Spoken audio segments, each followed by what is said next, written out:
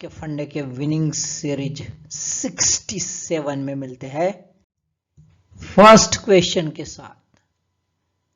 Which of the following courses is और are offered by National Institute of Open Schooling? NIOS कौन से course offer करता है? 1. Open basic education equivalent to class 3, 5 and 8 of formal schooling for above 14 years age adolescents and adult. 2. Secondary and senior secondary course for ITI student. 3. Vocational education courses. 4. Open higher education equivalent to bachelor degree in humanities. है ना, तो 4 options दिए हैं। 4 में से कौन सा course national Institute of Open schooling देता है? कोड ढूंढ लीजिए। ढूंढ लिया? मैं क्लिक कर रहा हूं। Okay, answer is A 1, 2 and 3। 1, 2 and 3। So दोस्तों, open higher education equivalent to bachelor degree ये नहीं देता। ये कौन देता है? ये इग्नू देता है। ध्यान में आए? तो अप टू सीनियर सेकेंडरी ये NIOS डील करता है, और अबव उसके यानी बैचलर डिग्री जो है ना, ये कौन देता है? इग्नू देता है। ठीक है, और कौन कौन से कोर्स है? तो खास बात है कि सेकेंडरी और सीनियर सेकेंडरी जो है कोर्स है ना, ये कोर्स ITI के स्टूडेंट को जब देता है तो ये स्टैंडर्ड जो है सेकेंडरी जो है 10 स्टैंडर्ड और सीनियर सेकेंडरी जो है वो 12 स्टैंडर्ड के रैंक पर रहता है। ठीक है, साथ में इसके अलावा भी लाइफ एनरिचमेंट प्रोग्राम जो है ना, लाइफ एनरिचमेंट प्रोग्राम ये भी ये रन करता है। ये ध्यान में रखो। साथ में हमने देखा है टीचर्स बनने के TET रहती है। टीचर्स बनने के लिए TET एग्जाम देनी पड़ती है। It's a compulsory. एक बार TET पास कर ले तो हो जाता। अब इसके लिए क्वालिफाइंग यानी DED होता है। तो जो DED जो है वो भी ये प्रोवाइड करता है। ठीक है, तो चलो देख लेते क्या है न्यूज में। सो दोस्तों, see the news. National Institute of Open Schooling to launch a special course for the Agniveers who have cleared class 10। Agniveer का काफी कुछ इशू हो गया है अभी फिलहाल में। गवर्नमेंट ने है ना रोक दिया उसके ऊपर, लेकिन न्यूज बड़ी इंपॉर्टेंट है। मिनिस्ट्री ऑफ एजुकेशन इसके लिए सोचा है, प्लान बनाया है। 16 जून 2022 को 2 एस्पेक्ट्स डिसाइड कर लिए। एक, national Institute of Open schooling जो है ये कस्टमाइज कोर्स तैयार करेगा अग्निवीर के लिए to obtain the class 12 pass certificate. एक, ठीक है, हायर एजुकेशन ये जो सर्टिफिकेट रहेगा ये हायर एजुकेशन के लिए और एम्प्लॉयमेंट के लिए काम में आ जाएगा, यानी डिग्री लेने के लिए ये काम में आ जाएगा, कोई प्रॉब्लम नहीं है ना। दूसरा ये है कि इग्नू के तहत मिनिस्ट्री ने डिसीजन ले लिया। इग्नू के तहत ये 3 ईयर का प्लान बनाया है skill based bachelor degree programme. कौन किसके लिए? तो जो भी डिफेंस पर्सोनेल है उनके लिए स्किल डेवलपमेंट के लिए जब वो वर्क करते रहते हैं उस वक्त उनको एक डिग्री सर्टिफिकेट मिलने के लिए इग्नू वर्क करेगा। ये 2 चीजें यहाँ पे डिसीजन ले लिया है। अब national Institute of Open schooling किसके तहत आता है, किसके अंडर में आता है? Is comes under the department of school education and literacy, ministry of the education as an autonomous organisation. ध्यान में आया दोस्तों? चलो आगे बढ़ते हैं। Second question, CHF is the ISO code of which currency? कौन से करेंसी का CHF ये ISO कोड है? Chilean peso, Thai baht, Swiss franc, चेक कोरोना, है ना? कौन सा है भाई? क्लिक करें, एकदम सिंगल लाइन क्वेश्चन है। चलो मैच करो answer. Answer is Swiss franc, है ना? स्विस फ्रैंक इसका कोड है CHF। ये आईएसओ कोड है। ISO code is determined by the International Organisation for Standardisation, इसको आईएसओ ऐसा लिखा जाता है। ये एक्चुअली अल्फा और न्यूमरिक दोनों रहता है, यहाँ पे हमको दिख रहा है अल्फा है, अल्फा न्यूमरिक कोड रहता है, ठीक है। ये करेंसी को रिप्रेजेंट करता है वर्ल्ड लेवल पर। क्या न्यूज में देख लेते हैं भाई। न्यूज ऐसी है कि second year in row Indian funds in Swiss bank rise at 14-year high in 2021। 2021 में 14 साल का रिकॉर्ड तोड़ दिया है स्विस बैंक के अकाउंट ने। Latest data Zurich based Swiss National Bank ने डिस्क्लोज कर दिया है under the India Switzerland joint pact which was happened since 2018 की ऑटोमेटिक शेयरिंग फाइनेंशियल अकाउंट की रहेंगी टैक्स इंफॉर्मेशन के लिए। इसी वजह से स्विट्जरलैंड के बैंक ने इंडिया को जो है ये डाटा दे दिया है। इसमें सबसे ज्यादा कंपोनेंट जो है 2002 मिलियन का वो है other amounts due to customers in the form of bond, securities और वेरियस अदर फाइनेंशियल इंस्ट्रूमेंट। ये अलग अलग जो है मोड इसमें इंडिया का पैसा इंडियंस रखते हैं। भाई स्विस वाला फंडा कुछ साल पहले बहुत चला था, जहां पे डिक्लेयर कर दिया था कि ये जो सब है ये काला धन है और ये काला धन वापस ला के इंडिया में लाएंगे और 15-15 लाख हर एक गरीब को बांटेंगे, है ना। बाद में फाइनेंस मिनिस्टर जो है उन्होंने क्लेम भी किया है कि after the India came to power in 2014 deposit Swiss bank have been reduced by 80%। तो ऑब्वियसली यदि हम ये ग्राफ देखें तो देखिए 2006 से ग्राफ धीरे धीरे धीरे धीरे कम हो गया, 2008 तक कम हो गया, बराबर है, यानी पहले भी कम होता था, 2006 से 2008 तक कम हो गया।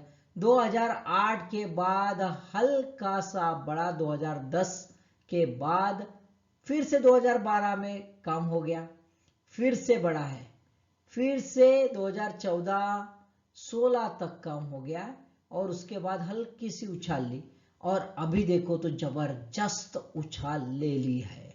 ये देखो काफी बड़ी उछाल ले ली है ना। तो जो दावे किए जाते थे कि भाई काफी कम हो गया है, तो ये पॉलिटिकल दावे हम इसको बोल सकते हैं। इट्स अ पॉलिटिकल, है ना, it's not a candid statements, है ना, तो वो होना बहुत जरूरी है। चलो नेक्स्ट क्वेश्चन देखते हैं। Third question, in which hills the Monsunram, the world wettest place located? दुनिया का सबसे पानीदार यानी सबसे ज्यादा बारिश गिरने वाला प्लेस मानसूराम जो है वो कौन से हिल में स्थित है? ए गारो, बी खासी, सी जैंतिया और डी लुशाई, है ना। क्लिक करें, सिंगल लाइन क्वेश्चन है, बड़ा आसान सा क्वेश्चन है। चलो मैच करते हैं आंसर। आंसर इज बी खासी। खासी हिल्स में जो है मानसूराम ये लोकेटेड है ना। चलो न्यूज में क्या है देख लेते हैं। भाई न्यूज में ऐसे Mawsynram set new June rainfall record at 1003 millimetre in 24 hour. 24 घंटे में 1003 मिलीमीटर, खतरनाक। यानी बॉम्बे में वगैरह तो पूरा सीजन में गिरता हो, एक ही दिन में गिर गया, खतरनाक काम। 17 जून 2022 को, ओके ठीक है। 1940 से इतना बारिश नहीं गिरा था, 1940 से ये रिकॉर्ड टूट गया, 1940 से ये इतना ज्यादा नहीं होता। 1966 में ये 945.4 मिलीमीटर गिर चुका था। अब मार्च और मई 2022 में मेघालय में देखा जाए तो 93% सरप्लस रेन हो गया है। ये wettest north eastern state Meghalaya declare हो चुका है और उसमें मानसूराम ये एक है। अब क्या है ये देखो, यहाँ पे कहा है, ये देखो चेरापूंजी के बगल में, नजदीक है, चेरापूंजी के नजदीक में मानसूराम दिख रहा है आपको। कहाँ पे भाई, ये ध्यान में रखो, मैंने तो खासी हिल ये क्वेश्चन बनाया, आपको ऐसा भी क्वेश्चन आ सकता है, ईस्ट खासी हिल में ये, ठीक है, ईस्ट खासी हिल में एकदम इधर में बांग्लादेश के नजदीक में।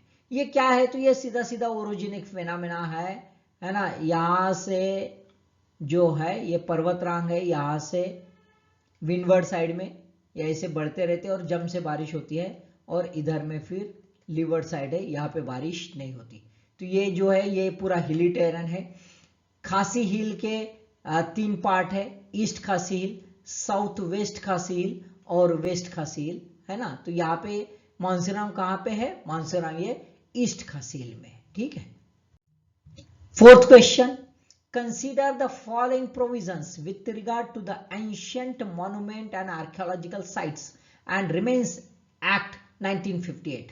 इसमें क्या प्रोविजंस है वो दिए है। 1, declared any monument or remains with age more than 100 years as an ancient monument, है ना। 100 years ये जो है यदि पुराना है कोई भी मॉन्यूमेंट तो उसको एंशिएंट मॉन्यूमेंट कहा जाता है, ये एक्ट में दर्ज है, ऐसा एक स्टेटमेंट है।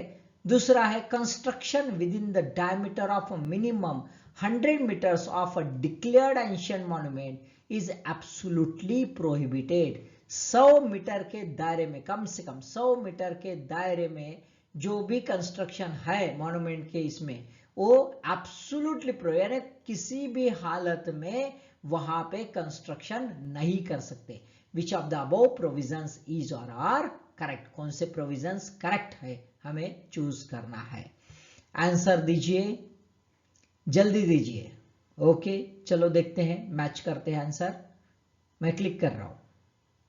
Answer is a, only 1 is correct, है ना। जो 100 साल से ज्यादा पुराना हो जाता है उसको एंशिएंट मॉन्यूमेंट कहते हैं। And this ancient monument under this act is called as a protected monuments, ठीक है।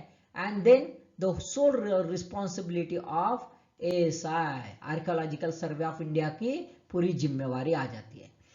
अब कंस्ट्रक्शन जो है minimum 100 metre, exactly minimum 100 metre के डायमीटर में नहीं कर सकते, बट नॉट एब्सोल्युटली प्रोहिबिटेड। यदि आर्कियोलॉजिकल ऑफिसर चाहता है और जिनाइन रीजन है पब्लिक इंटरेस्ट का, जिनाइन रीजन है पब्लिक इंटरेस्ट का, ध्यान में रखो, और इसके वजह से मॉन्यूमेंट को कोई नुकसान नहीं होने वाला है, तो ये जो है यहाँ पे कंस्ट्रक्शन कर सकते हैं। और मिनिमम इसलिए है कि यदि ये तो मिनिमम है, यदि लगा तो टीम जो है डिसीजन लेके, यानी archaeological survey of India decision लेके ये जो प्रोहिबिटेड डायमीटर है ये बढ़ा सकता है। तो चलो न्यूज में क्या देख लेते हैं। न्यूज में खास बात है कि भाई government to tweak ancient monument act to make it flexible says minister. Minister ने कहा है कि ये आमसार एक्ट जो है 1958 का, ये बड़ा रिजिड है, इसमें फ्लेक्सिबिलिटी और यूजर फ्रेंडली होना बहुत जरूरी है। यानी भाई एक बहुत बड़ा मॉन्यूमेंट है ताजमहल जैसा, बराबर है, और ताजमहल जैसा मॉन्यूमेंट है उसके लिए भी एक ही पैरामीटर, और छोटी सी एक मजारा है छोटी सी एकदम कॉर्नर में, उसके लिए भी वही पैरामीटर, तो बड़ा मुश्किल सा काम हो जाता है।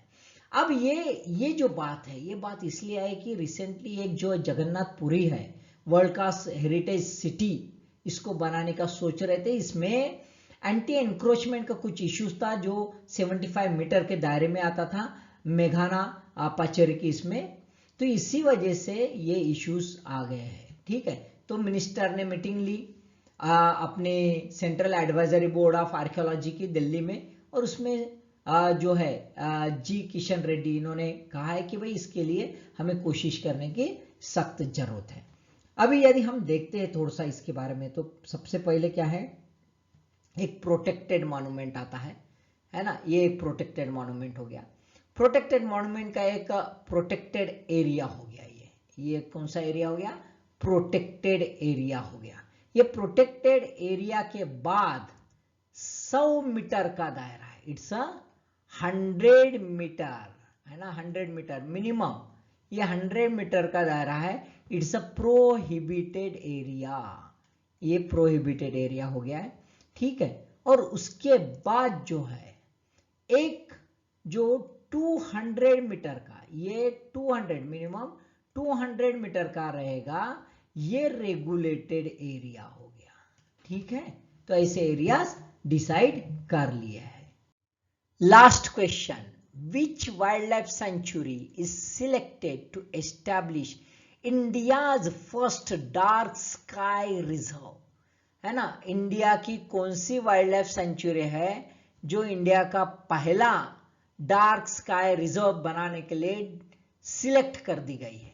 A, Dehing Patkai wildlife sanctuary, दूसरा है B, Eagle Nest wildlife sanctuary, C, Bennett Island wildlife sanctuary, और D, Changthang wildlife sanctuary. Click कीजिए, सिंगल लाइन क्वेश्चन है, बड़ा आसान सा है। ओके, मैं क्लिक कर रहा हूं। आंसर इज डी,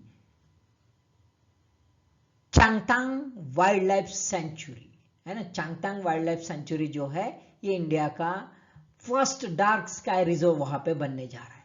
अब Dehing Patkai wildlife century कहाँ है, तो ये भाई आसाम में है, थोड़ा मालूम हो, है ना, पता ही चले। ईगल नेस्ट जो है ये अरुणाचल प्रदेश है, अरुणाचल प्रदेश, ठीक है, यहां पे है। और बेनेट आइलैंड, आइलैंड बोला है तो ऑब्वियसली अंडमान एंड निकोबार में है। और चांगतांग जो है वाइल्ड लाइफ ये है लद्दाख में। तो कहां पे बना रहा है, लद्दाख में बनाया जा रहा है। चलो न्यूज देख लेते हैं। भाई न्यूज ऐसा है, India first dark sky reserve to come up in a Ladakh soon.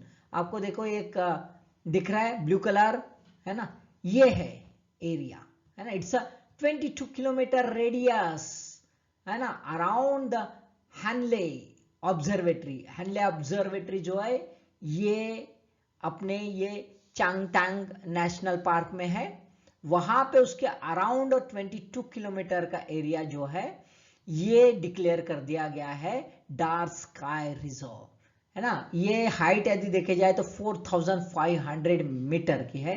It's a tripartite agreement between the Indian Institute of Astrophysics Bengaluru, जिसका यहाँ ऑब्जर्वेटरी है, लद्दाख यूनियन टेरिटरी एडमिनिस्ट्रेशन और Ladakh autonomous hill development council, है ना। यदि हैनले है तो Hanle Indian astronomical observatory complex में कौन से ये है ऑब्जर्वेटरीज, कौन से, एक ऑप्टिकल, दूसरा गामा रे और तीसरा इंफ्रारेड टेलीस्कोप, 3 टेलीस्कोप यहाँ पे है, ठीक है। अब यह एम क्या है, aim to promote the astronomy tourism, और जो लोकल टूरिज्म है उसको पुशअप करने का through the science, that is the aim, ठीक है। अब खास बात क्या है कि ये कोल्ड डेजर्ट है, ड्राई वेदर है और साल के बहुत सारे महीने क्लियर स्काई रहते हैं, और इसी वजह से यहाँ पे अनइंटरप्टेड एस्ट्रोनॉमिकल ऑब्जर्वेशंस करना पॉसिबल है, और इसी वजह से ये एरिया सिलेक्ट कर दिया गया है। सो दोस्तों थोड़ा मैप भी देख लो, क्या है क्या नहीं, कहाँ पे चांगतांग जो वाइल्ड लाइफ सेंचुरी कहाँ पे है ये भी देख लो आप, है ना। ये एरिया कैसा है, कौन से रेंज में आता है, झांस्कार रेंज में आता है, ये सब देख लो। चलो, ऑल द बेस्ट।